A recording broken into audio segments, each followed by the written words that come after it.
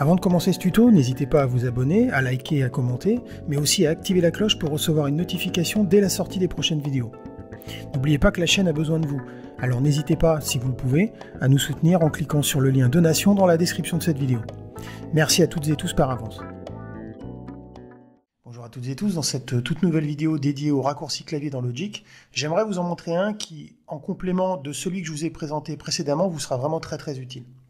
Alors parfois il est compliqué de sélectionner les notes partageant la même articulation, alors à part si bien évidemment vous sélectionnez une par une les notes, mais heureusement il existe une combinaison de touches qui vous permettra de le faire en un clin d'œil. Alors faisons un petit exemple.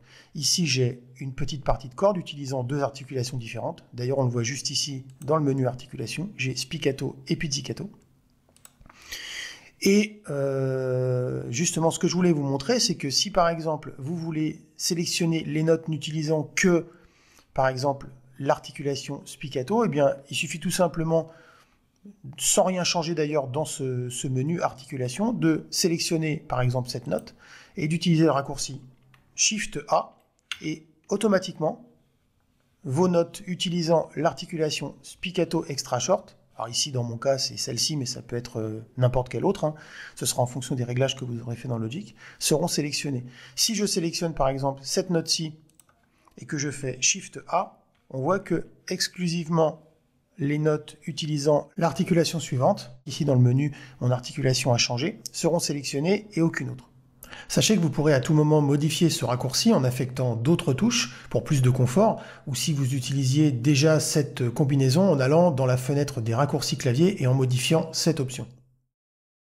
Lorsque vous ferez de l'édition, ce raccourci sera vraiment très pratique, parce que vous pourrez par exemple modifier la longueur de chaque note en même temps. Ici par exemple, j'ai sélectionné mes articulations pizzicato en imaginant que je veuille modifier la longueur de mes notes, eh bien, il suffira tout simplement d'utiliser le raccourci Shift A, puis de modifier la longueur de mes notes. Donc un raccourci très pratique que je vous conseille vraiment de garder en mémoire.